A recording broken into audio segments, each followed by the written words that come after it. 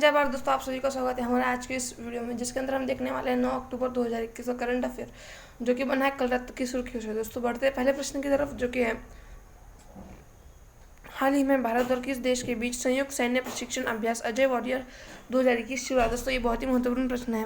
उसके अंदर हम देख रहे हैं अजय वॉरियर के बारे में। ये जो दोस्तों युद्ध अभ्यास है, अगर आपसे पूछा गया किन देशों के मध्य होता है, ये होता है भारत और यूनाइटेड किंगडम के मध्य युद्ध अभ्यास होता है।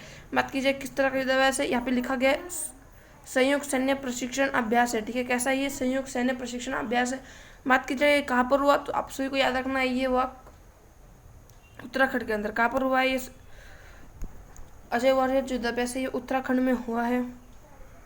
उत्तराखंड, ठीक है, इसे इंग्लिश में क्या बोलते हैं, यूके बोलते हैं उत्तराखंड। तो आपको याद रखना किन देशों के मध्य, भारत और यूके। और बात की जाए कहाँ पर, तो भारत की यूके यानी उत्तराखंड के अंदर जो है ये हुआ है।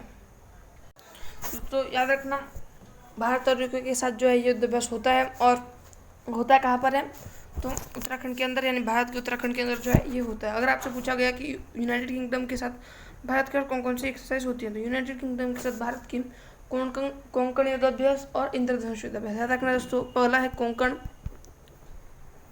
और इंद्रधनुष जो है ये दोनों युद्धाभ्यास, और बाकी के युद्धाभ्यास हैं जो कि भारत और यूनाइटेड किंगडम यानी यूके के मध्य होते हैं। इसका हो जाएगा option number C answer, United Kingdom. दोस्तों हम बढ़ते हैं कुछ महत्वपूर्ण प्रश्नों की तरफ, जो कि है जायद तलवार युद्धाभ्यास। दोस्तों बहुत ही महत्वपूर्ण प्रश्न है जायद तलवार युद्धाभ्यास। ये है जायद जो है यूएई का, और तलवार जो है भारत। याद रखना है किनके बीच में, इंडिया और यूएई जो है इन दोनों के मध्य, इंडिया और यूएई इन दोनों के मध्य कौन सा है, जायद तलवार युद्धाभ्यास। अगला प्रश्न है खंजर युद्धाभ्यास। दोस्तों खंजर युद्धाभ्यास जो है ये भारत और किर्गिस्तान के मध्य। संप्रीति युद्धाभ्यास भारत और बांग्लादेश के मध्य। मित्र शक्ति युद्धाभ्यास आप सभी को मालूम होना चाहिए, मित्र शक्ति युद्धाभ्यास जो है ये भारत और श्रीलंका के मध्य, भारत और श्रीलंका के मध्य है मित्र शक्ति युद्धाभ्यास। कोंकण युद्धाभ्यास मैंने आपको बता दिया, भारत और यूके। कोंकण है भारत और यूके। अगला प्रश्न डस्टलिक युद्धाभ्यास। दोस्तों ये बहुत ही महत्वपूर्ण प्रश्न है, अगर आपसे पूछा गया डस्टलिक युद्धाभ्यास जो है भारत और उज्बेकिस्तान के मध्य कौन सा युद्धाभ्यास है, डस्टलिक युद्धाभ्यास। तो भारत और उज्बेकिस्तान के मध्य कौन सा युद्धाभ्यास है, डस्टलिक युद्धाभ्यास। अब दोस्तों आप मुझे बताना कमेंट सेक्शन में कि आखिर जो डस्टलिक युद्धाभ्यास है यह कहाँ पर आयोजित किया जाता है, किन देशों के मध्य है, भारत और उज्बेकिस्तान के मध्य। अगला प्रश्न है दोस्तों 7 अक्टूबर 2021 को कौन सा ब्रिक्स देश high ambition coalition for nature and people में शामिल हुआ। दोस्तों ये बहुत ही महत्वपूर्ण प्रश्न है, अगर आपसे पूछा गया हैक एक संगठन, याद रखना दोस्तों कौन सा संगठन है, हैक HAC जो है एक संगठन है। और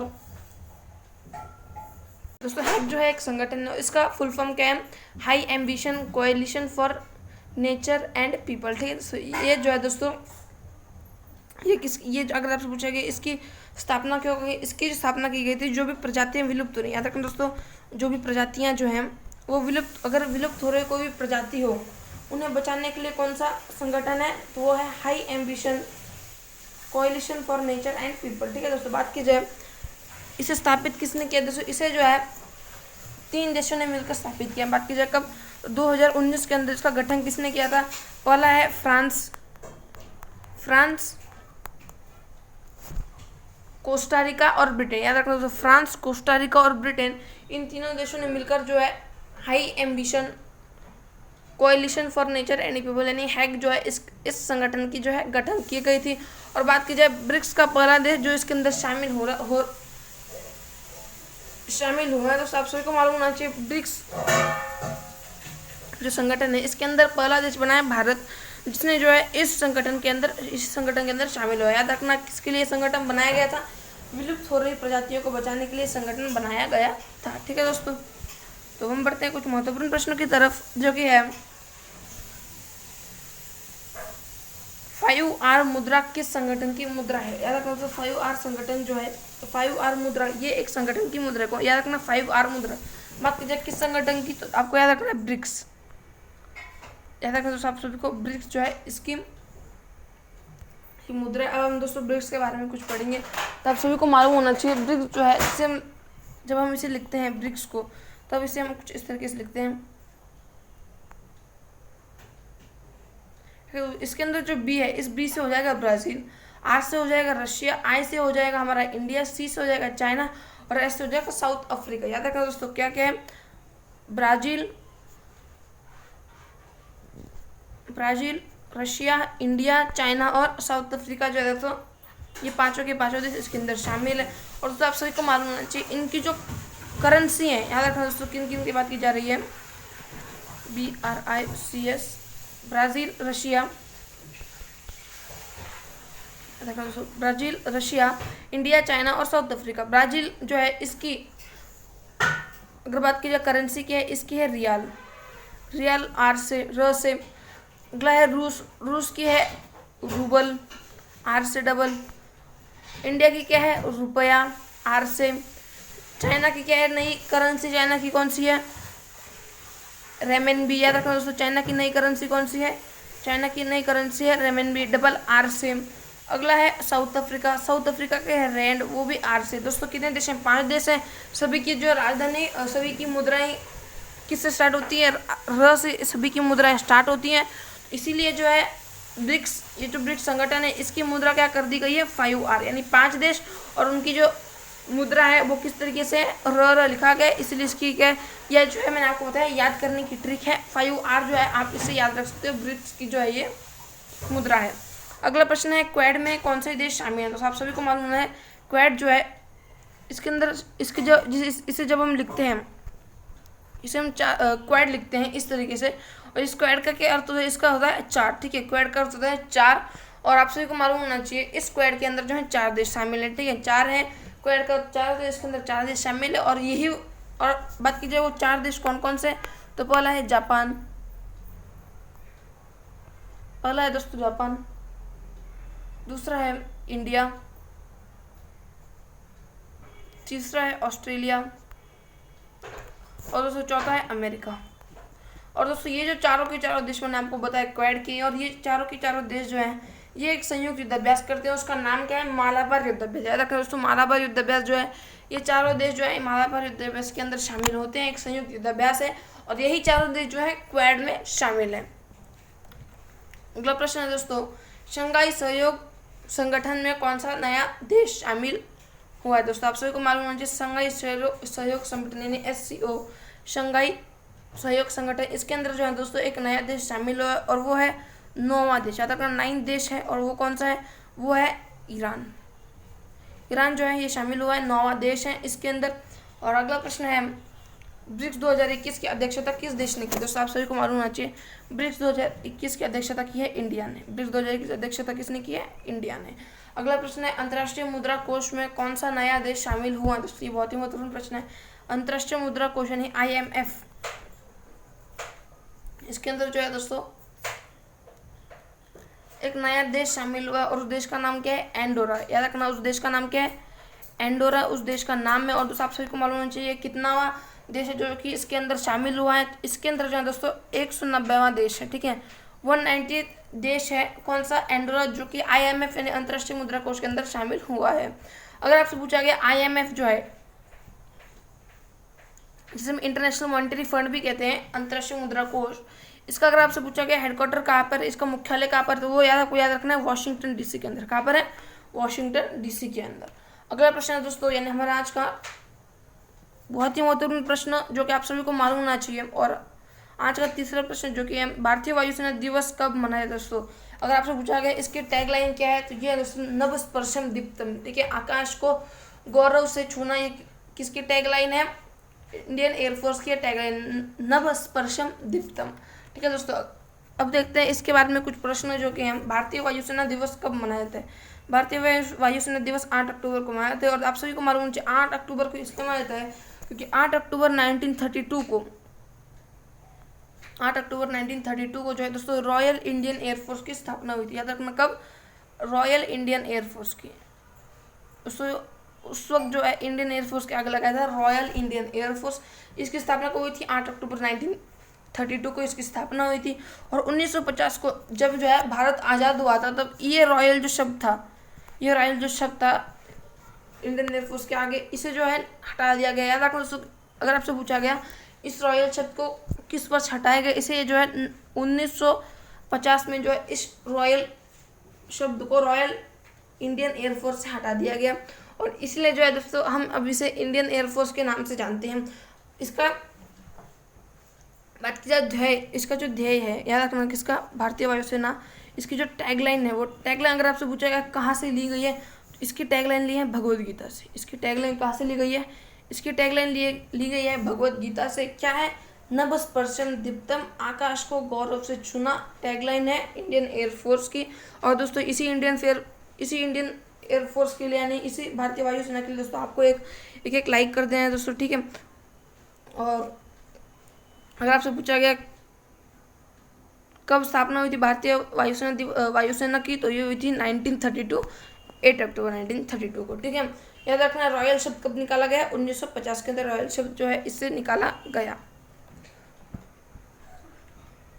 अब हम देखते हैं दोस्तों अगला कुछ महत्वपूर्ण प्रश्न है, जो कि है नौसेना दिवस कब मनाया दोस्तों। बहुत ही महत्वपूर्ण प्रश्न है।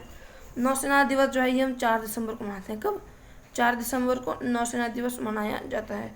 अगर आपसे पूछा गया थल सेना दिवस, दोस्तों थल सेना दिवस जो है ये आप सभी को मालूम होना चाहिए 15 जनवरी को। कब, 15 जनवरी को जो दोस्तों थल सेना दिवस मनाया जाता है। अगला प्रश्न है दोस्तों तेजस क्या है। दोस्तों तेजस जो है ये एक LCA है। क्या है, LCA।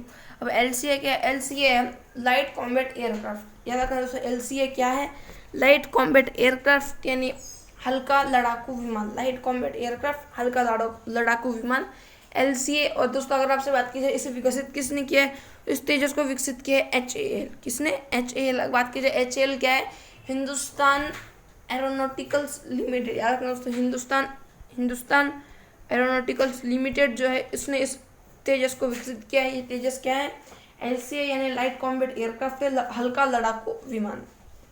अगला प्रश्न है राफेल को भारत में कहाँ से शामिल किया गया। दोस्तों आप सभी को मालूम होना चाहिए राफेल जो जेट है, अगर आपसे पूछा गया इस राफेल को भारत में कहाँ से शामिल किया गया, उस राफेल जो है इसे अंबाला हरियाणा में। याद रखना दोस्तों भारत के अंदर ये शामिल हुआ था कहाँ से, अंबाला हरियाणा में। दोस्तों जो अंबाला हरियाणा जो है, अंबाला जो कि हरियाणा के अंदर है, यहाँ पर राफेल को भारत के अंदर शामिल किया गया था। और तो आप सभी को मालूम होना चाहिए ये यहाँ पर जो है बात की राफेल के अंदर कितने इंजन हैं, आप सभी को मालूम होना चाहिए राफेल के अंदर जो है दोस्तों 2 इंजन है। राफेल के अंदर कितने इंजन है, राफेल के अंदर जो है कुल 2 इंजन है। और आप सभी को मालूम होना चाहिए भारत ने किस देश से खरीदा है, ये जो है भारत ने फ्रांस से खरीदा है। बात की जाए किस फ्रांस की कंपनी ने इस राफेल को बनाया, दोस्तों ये बनाया डसॉल्ट कंपनी ने। याद रखना किसे, डसॉल्ट कंपनी जो है दोस्तों इसने राफेल को बनाया है। कहाँ की कंपनी है, फ्रांस की कंपनी है। बात की जाए भारत के अंदर जो है ये किस स्क्वाड्रन के अंदर शामिल किया गया, आप सबको मालूम चाहिए गोल्डन स्क्वाड्रन नंबर 70। याद रखना कौन सा ग्रुप है, गोल्डन स्क्वाड्रन नंबर 70। कहाँ से शामिल किया गया भारत के अंदर, अंबाला हरियाणा से। अगला प्रश्न है दोस्तों वायुसेना के प्रमुख कौन है। दोस्तों ये जो वायुसेना के प्रमुख हैं ये हाल में बदल दिए गए हैं और अब नए वायुसेना के प्रमुख कौन है, VR चौधरी। VR चौधरी जो है वर्तमान में अभी नए वायुसेना के प्रमुख की बात की जाए पहले कौन थे दोस्तों, पहले थे RK भदौरिया। पहले कौन थे, पहले थे RK भदौरिया, पहले भारतीय वायुसेना के प्रमुख थे। अब कौन है, VR चौधरी, ठीक है दोस्तों।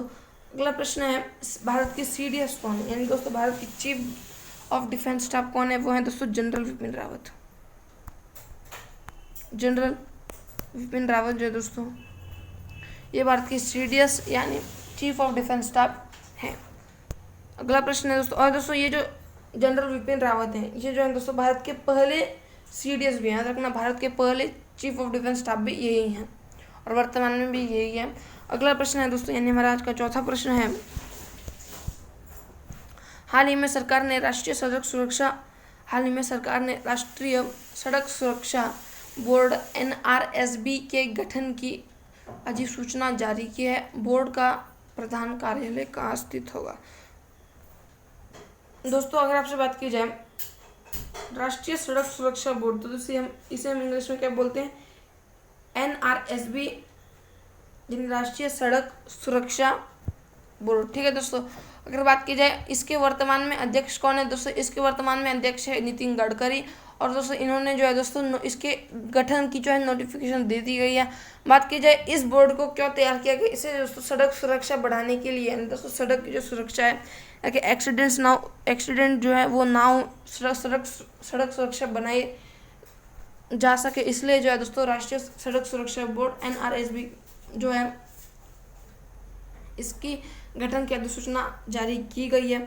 और तो आप सभी को मालूम होना चाहिए, प्रश्न के अनुसार अगर आपसे पूछा गया इसका प्रधान कार्यालय कहाँ स्थित होगा दोस्तों, इसका प्रधान कार्यालय किसका, राष्ट्रीय सड़क सुरक्षा बोर्ड का जो प्रधान कार्यालय, याद रखना कौन सा कार्यालय है, प्रधान कार्यालय, ये स्थापित होगा नई दिल्ली के अंदर। कहाँ पर होगा, नई दिल्ली, यानी राष्ट्रीय राजधानी क्षेत्र नई दिल्ली के अंदर जो है इसका प्रधान कार्यालय होगा। और दोस्तों घूम फिर अगर आपसे पूछा गया कि इसका उद्देश्य क्या है दोस्तों, इसका उद्देश्य सिंपल है दोस्तों, सड़क सुरक्षा है इसे बढ़ावा देना इसका उद्देश्य है। इसका उद्देश्य क्या है, इसका उद्देश्य है सड़क सुरक्षा को बढ़ावा देना, इसका उद्देश्य है। अगला प्रश्न है दोस्तों, ये हमारा महत्वपूर्ण प्रश्न है, पहला स्मोक टावर कहाँ पर लगाया गया दोस्तों, आप सभी को मालूम होना चाहिए भारत का पहला स्मोक टावर कहाँ लगाया गया, दिल्ली के अंदर लगाया गया। बात की जाए स्मोक टावर क्या होता है दोस्तों, आप जब स्मोक को लिखते हो SMOG, तो इसके अंदर एक होता है स्मोक और फॉग, यानी धुआं और कोहरा, दोनों इसे क्या बोलते हैं, स्मोक बोलते हैं। धुआं और कोहरा जब एक साथ उसे हम बोलते हैं स्मोक। ठीक है, और इसका पहला स्मोक टावर कहाँ पर लगाया गया है दोस्तों, पहला स्मोक टावर लगाया गया है दिल्ली के अंदर। अगला प्रश्न है दोस्तों, 14 लेन का भारत का पहला एक्सप्रेसवे कौन सा है दोस्तों, 14 लेन का भारत का पहला एक्सप्रेसवे है दिल्ली मेरठ एक्सप्रेसवे। कौन सा है, दिल्ली मेरठ एक्सप्रेसवे भारत का पहला 14 लेन वाला एक्सप्रेसवे है। अगला प्रश्न है, हाल ही में भारत में कहाँ पर इमरजेंसी स्ट्रिप प्रारंभ की गई दोस्तों, भारत के अंदर जो इमरजेंसी स्ट्रिप ये प्रारंभ की, अगर आपसे पूछा गया पहली इमरजेंसी एयर स्ट्रिप कहाँ प्रारंभ की गई, तो ये की गई बाड़मेर राजस्थान के अंदर। कहाँ पर, बाड़मेर राजस्थान के अंदर। अगला प्रश्न है दोस्तों, दिल्ली में कुल विधानसभा सीट कितनी है दोस्तों, आप सभी को मालूम होना चाहिए दिल्ली में कुल विधानसभा सीट कितनी है, 70। दिल्ली में कुल विधानसभा सीट है 70। अगला प्रश्न है दोस्तों, दिल्ली को राजधानी बनाने की घोषणा कब की गई दोस्तों, अगर आपसे प्रश्न पूछा गया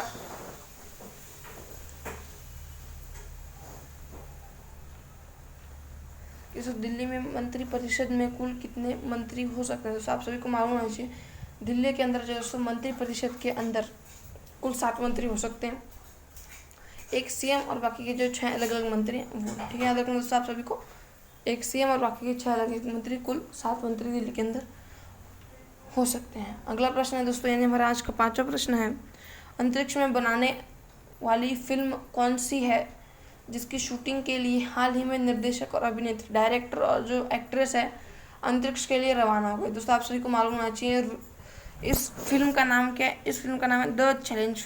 फिल्म का नाम क्या है, द चैलेंज। और दोस्तों अगर बात की जाए किस देश की फिल्म है दोस्तों, ये है रूस की फिल्म। कहाँ की है ये फिल्म, ये रूस की फिल्म है दोस्तों। अगर आपसे पूछा गया कि जो अभिनेत्री हैं उनका नाम क्या है दोस्तों, अभिनेत्री का नाम है यूलिया दोस्तों। एक रशिया के थे यूरी गागरिन, और दोस्तों ये है यूलिया। ठीक है दोस्तों, यूरी गागरिन, यूलिया। आपको याद रखना है अभिनेत्री कौन है, यूलिया अभिनेत्री है। बात कीजिए डायरेक्टर कौन है दोस्तों, अगर आपसे पूछा गया निर्देशक कौन है, निर्देशक है दोस्तों क्लीम शिपेन्को जो है दोस्तों, ये निर्देशक है। याद रखना कौन है, क्लीम शिपेन्को जो है ये डायरेक्टर यानी निर्देशक है। और दोस्तों अगर आपसे बात की जाए कि अंतरिक्ष के अंदर ऐसा क्या सीन होने वाला है जिसके अंदर जो दोस्तों शूटिंग वहाँ पर की जा रही है, दोस्तों आप सभी को मालूम होना चाहिए दोस्तों ये जो अभिनेत्री है और जो डायरेक्टर हैं ये दोनों दोस्तों वहाँ पर 12 दिन के लिए अंतरिक्ष के अंदर रहेंगे। और उसके अंदर दोस्तों एक ही सीन जो है दोस्तों वो दोस्तों एक ही सीन बनाना है और उस सीन के अंदर कुछ ऐसा होगा दोस्तों कि कोई एस्ट्रोनॉट जो है दोस्तों वो स्पेस स्टेशन के अंदर होगा, और दोस्तों उसके अंदर जो दोस्तों उसे कोई दिल की बीमारी है, उसका इलाज करने के लिए दोस्तों ये जो अभिनेत्री हैं दोस्तों, जो एक्टर्स हैं, वो वहाँ पे पहुँचेंगी। तो एक डॉक्टर बनकर दोस्तों ये जो है इस सीन के अंदर है। इसी सीन के लिए जो है दोस्तों 12 दिन का टाइम दिया गया है। याद रखना है दोस्तों आप सभी को, रोज की जो है ये फिल्म है, और दोस्तों 12 दिन के लिए ये दोस्तों स्पेस स्टेशन के अंदर जाएंगे। अगर आपसे पूछा गया कि ये जो है दोस्तों ये अभिनेत्री डायरेक्टर ये आखिर दोस्तों किस एयरक्राफ्ट के अंदर जाने वाले, ये जो दोस्तों सोयूज एयरक्राफ्ट के अंदर जाने वाले। याद रखो दोस्तों किस एयरक्राफ्ट के अंदर जाने वाले नहीं, जा चुके हैं दोस्तों ये जो है दोस्तों सोयूज एयरक्राफ्ट। याद दोस्तों आपको इसका नाम याद रखना है, इसका नाम है सोयूज।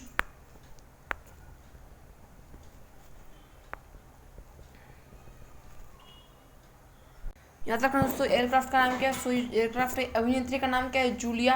कितने दिनों के लिए, 12 दिनों के लिए। डायरेक्टर का नाम क्या है, क्लीन शिपेनको। डायरेक्टर का नाम है, अभिनेत्री का नाम है जूलिया। रूस की जो है ये फिल्म है, नाम क्या है, द चैलेंज फिल्म का नाम है। ये दोस्तों सोयूज एयरक्राफ्ट के द्वारा दोस्तों ये जो है अंतरिक्ष के अंदर जा चुके हैं। बात की अंतरिक्ष के अंदर कहाँ पे जो है ये सीन शूट होने वाला दोस्तों, ये जो दोस्तों ना ही मून पर होने वाला है, ना ही मार्स पर होने वाला दोस्तों, और दोस्तों ना ही आउटर स्पेस में। ये जो है दोस्तों स्पेस स्टेशन के अंदर। याद रखना दोस्तों आप सभी को, स्पेस स्टेशन जो है इसके अंदर ये स्पेस स्टेशन के अंदर जो दोस्तों ये एक सीन शूट होने वाला है। ठीक है दोस्तों, अगला प्रश्न यानी हम देखते हैं कुछ महत्वपूर्ण प्रश्न, जो कि 93वां ऑस्कर अवार्ड किस फिल्म को दिया गया। दोस्तों आप सभी को मालूम होना चाहिए जो 93वां ऑस्कर अवार्ड है यह नोमैडलैंड एक फिल्म का नाम है। याद रखना फिल्म का नाम क्या है, नोमैडलैंड जो है फिल्म का नाम है, इसे दिया गया है 93वां ऑस्कर अवार्ड पुरस्कार। अगला प्रश्न है,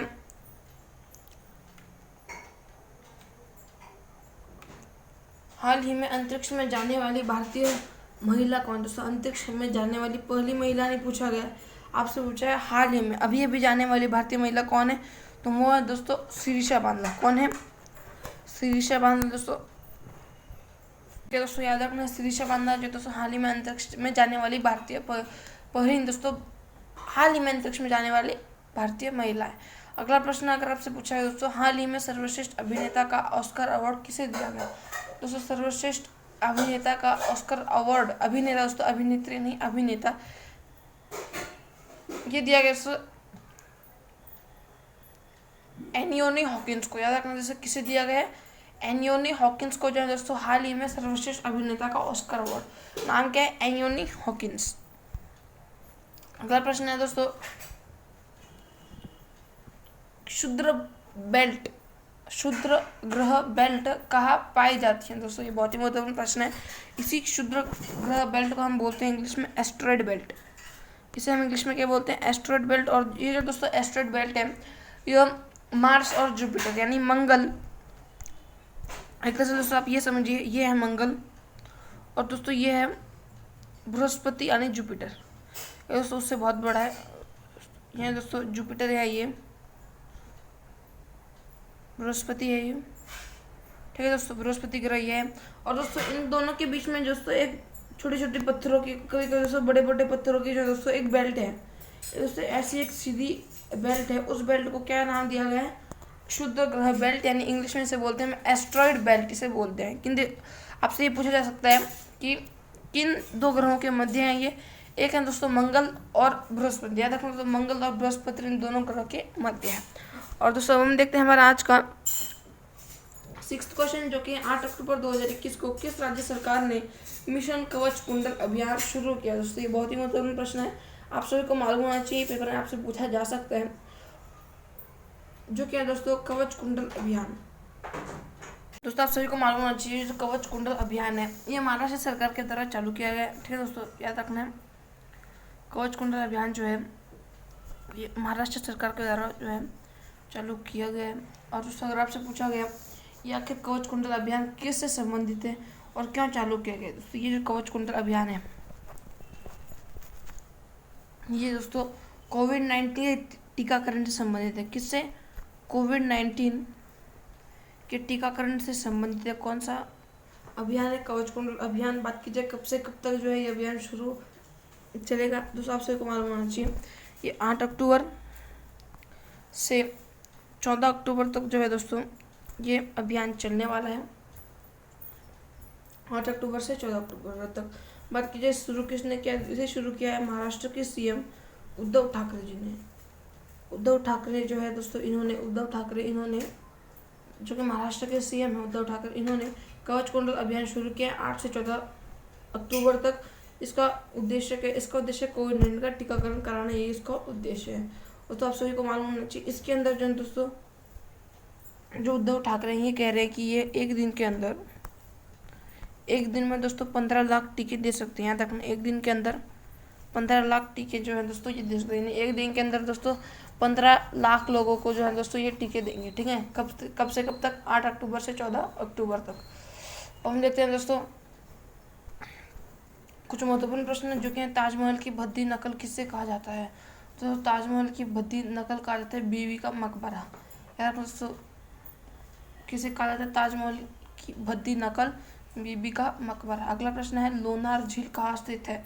तो ये जो लोनार झील है महाराष्ट्र के अंदर स्थित है। और दोस्तों आप मुझे बताना कि क्या ये लोनार झील रामसर साइट के अंदर शामिल है या नहीं है। अगर दोस्तों रामसर साइट के अंदर क्या ये लोनार झील शामिल है या नहीं है। अगला प्रश्न है दोस्तों कृष्णा नदी का उगम कहाँ से होता है? दोस्तों ये जो कृष्णा नदी है उसका उगम होता है महाबलेश्वर पहाड़ी जो कि महाराष्ट्र के अंदर है। यहाँ तक ना कृष्णा नदी का उगम कहाँ से होता है?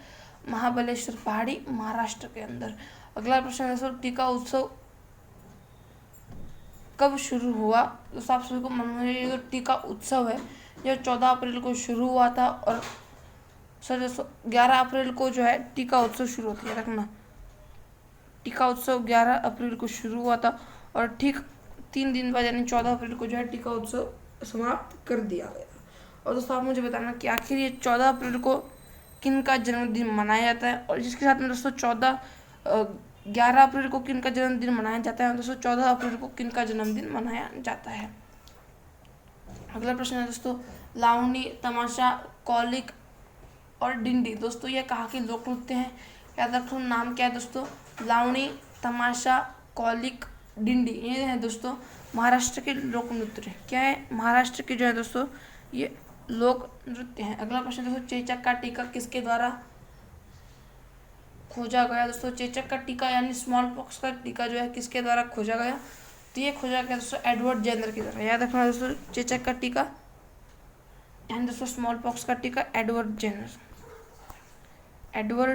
जेनर के द्वारा ये खोजा गया।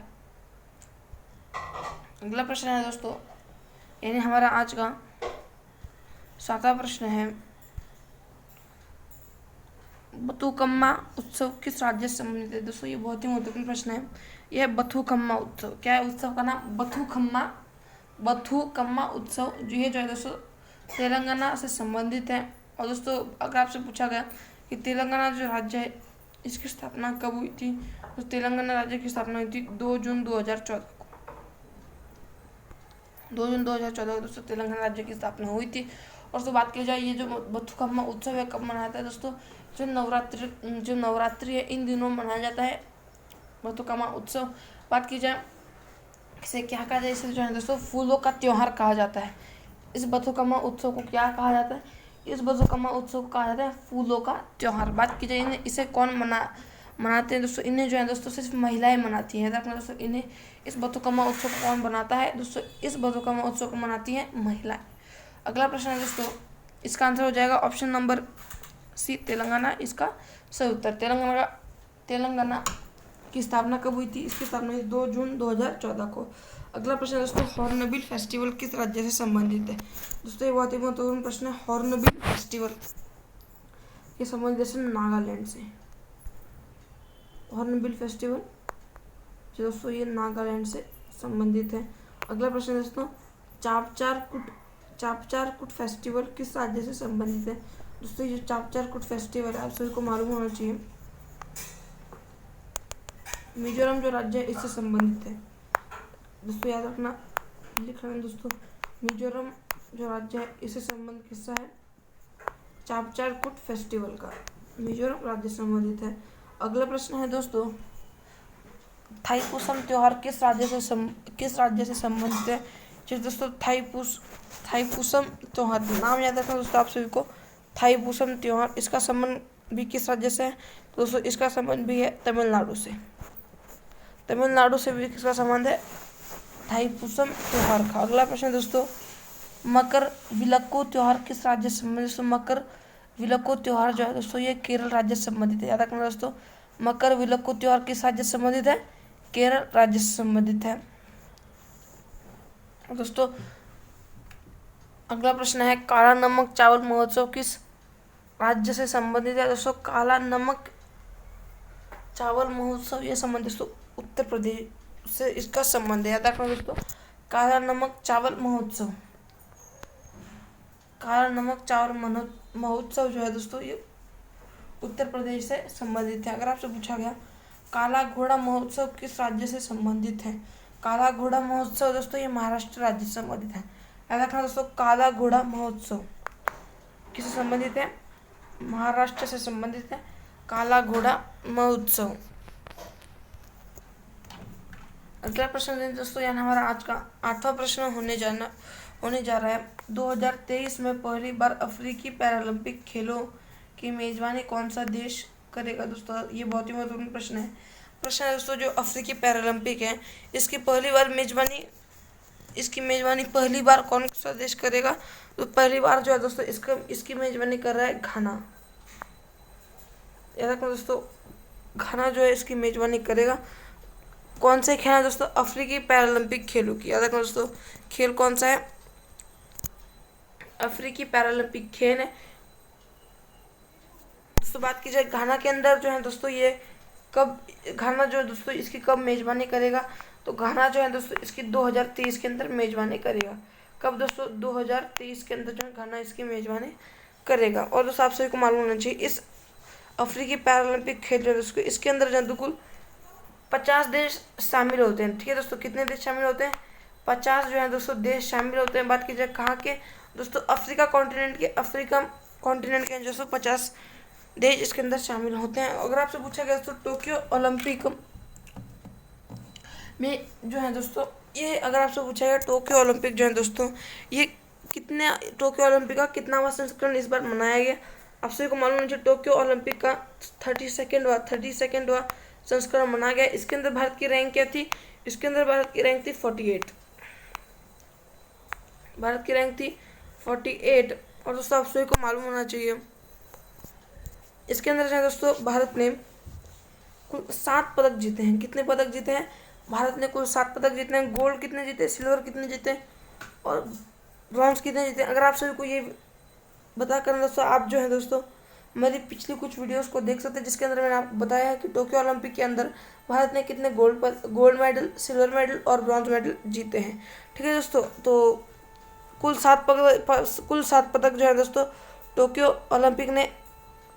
ओलंपिक में भारत ने जीते हैं और भारत की रैंक है 48।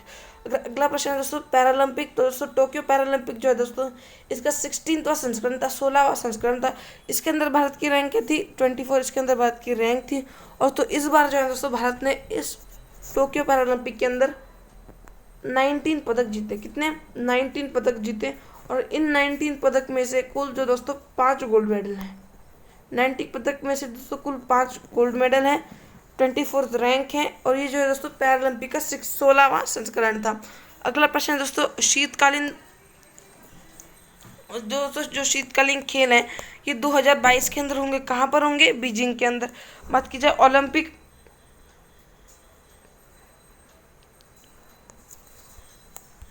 तो साहब मुझे कमेंट में बताना कि जो ओलंपिक होने वाले हैं इस बार दोस्तों वो कहाँ पर होने वाले हैं। अगला प्रश्न है दोस्तों यानी हमारा कुछ महत्वपूर्ण प्रश्न है। हाल ही में टोक्यो पैरालंपिक कौन से क्रम के पैरालंपिक थे। मैंने आपको बता दिया सर टोक्यो पैरालंपिक जो है दोस्तों इसके 16वें पैरालंपिक थे। और दोस्तों अगर आपसे पूछा गया कि टोक्यो पैरालंपिक में भारत ने कुल कितने पदक जीते, टोक्यो पैरालंपिक के अंदर भारत ने कुल 19 पदक जीते। उनमें से 5 कौन से थे, 5 गोल्ड थे। अगला प्रश्न है दोस्तों टोक्यो पैरालंपिक नहीं, भारत की क्या रैंक थी दोस्तों टोक्यो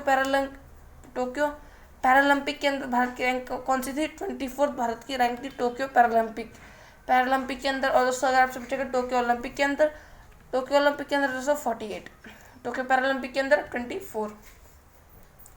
दोस्तों अगला प्रश्न है, पाम ऑयल कंट्री किसे कहा जाता है? दोस्तों जो पाम ऑयल कंट्री है ये कहा जाता है नाइजीरिया को। याद रखना दोस्तों, जो नाइजीरिया देश है, इस नाइजीरिया देश को पाम ऑयल कंट्री कहा जाता है। अगर आपसे पूछा गया दोस्तों पाम ऑयल क्या होता है? ताड़ का तेल। ताड़ की तेल वाली कंट्री कौन सी है?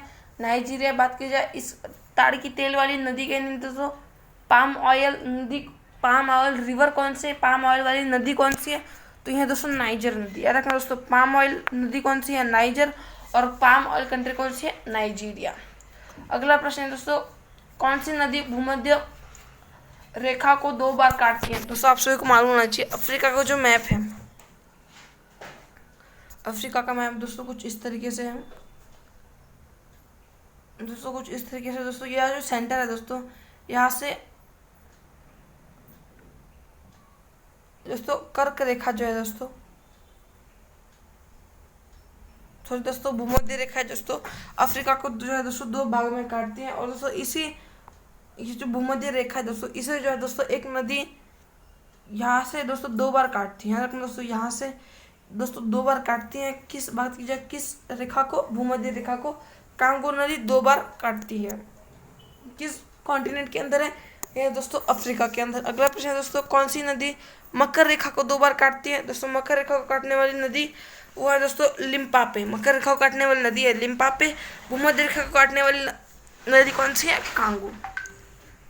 अब हम देखते हैं दोस्तों हमारा आज का 9वां प्रश्न, जो कि है भारतीय रिजर्व बैंक की मौद्रिक नीति समिति ने वित्तीय वर्ष 2021-22 के लिए चौथी वार्षिक नीति बैठक में रेपो की दर कितनी बढ़ रखी है? दोस्तों आप सभी को मालूम होना चाहिए, इसके अंदर जो है दोस्तों रेपो की दर,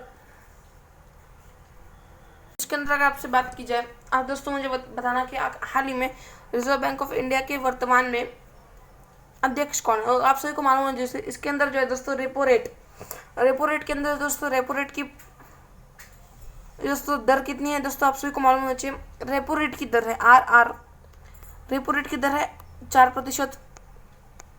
ठीक है दोस्तों, अगर आपसे बात की जाए RR यानी रिवर्स रेपो रेट, तो रिवर्स रेपो रेट की दर कितनी है? 3.35%। और दोस्तों अगर आपसे बात की जाए बैंक रेट की, तो दोस्तों बैंक रेट की दर कितनी है? 4.25। याद रखना दोस्तों आप सभी को, रेपो रेट की दर कितनी है? 4%। और दोस्तों रिजर्व रेपो रेट की दर कितनी है? 3.35%। और दोस्तों बैंक रेट की दर कितनी है? 4.25%। ठीक है दोस्तों, याद रखना दोस्तों, भारतीय रिजर्व बैंक के जो अध्यक्ष हैं वही जो है दोस्तों मौद्रिक नीति समिति के भी ही अध्यक्ष हैं। ठीक है दोस्तों, तो इसका उत्तर क्या हो जाएगा? 4% रेपो रेट की दर है, रिवर्स रेपो रेट की 3.35%, बैंक रेट की 4.25%। अगला प्रश्न है दोस्तों हमारा आज का महत्वपूर्ण प्रश्न, अगले महत्वपूर्ण प्रश्न है, मौद्रिक नीति समिति के अध्यक्ष कौन है? मैंने आपको बताया दोस्तों मौद्रिक नीति समिति के अध्यक्ष कौन है? RBI के रिजर्व बैंक ऑफ इंडिया के गवर्नर है। अगला प्रश्न है दोस्तों, मौद्रिक नीति समिति 1 वर्ष में कितनी बार प्रस्तुत की जाती है? दोस्तों मौद्रिक नीति समिति जो है ये 1 वर्ष में 6 बार प्रस्तुत की जाती है। 1 वर्ष में कितनी बार प्रस्तुत की जाती है? 6 बार प्रस्तुत की जाती है। अगला प्रश्न है दोस्तों, रिजर्व बैंक ऑफ इंडिया के गवर्नर शक्तिकांत दास कौन से क्रम के हैं? ये देखो दोस्तों आपके लिए जो है उत्तर भी आ गया दोस्तों, रिजर्व बैंक ऑफ इंडिया के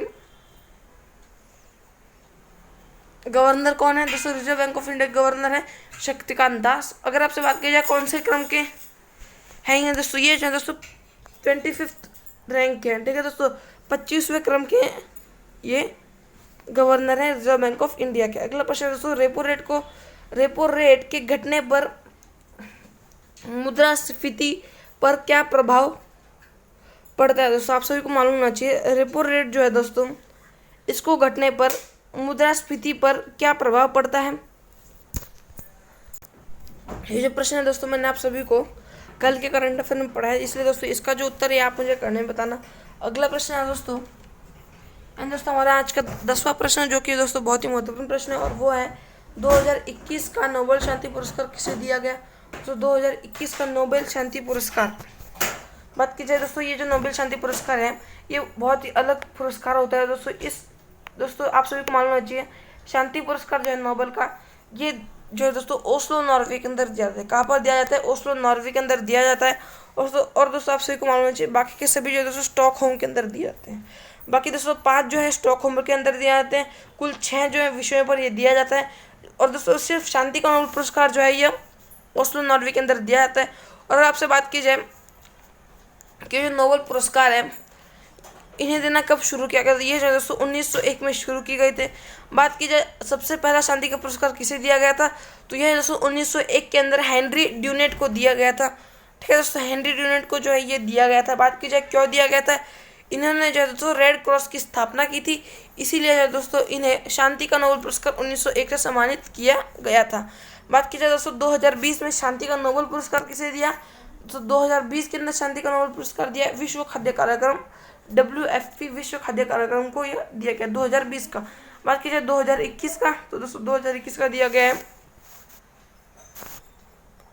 दोस्तों मैरिया रेसा और दमित्री मुराटो। मैरिया रेसा और दमित्री मुराटो, ठीक है दोस्तों, इन दोनों को जो है दोस्तों शांति का नोबेल पुरस्कार 2021 सम्मानित किया गया। दोस्तों एक बार जो है दोस्तों अगर सभी के सभी दोस्तों नोबेल पुरस्कार एक बार दोस्तों अगर बता दिया गया किन्हें दिया जाएगा, तो इसके लिए जो है दोस्तों एक बहुत ही इजी ट्रिक जो है दोस्तों आप सभी के समक्ष लाई जाएगी।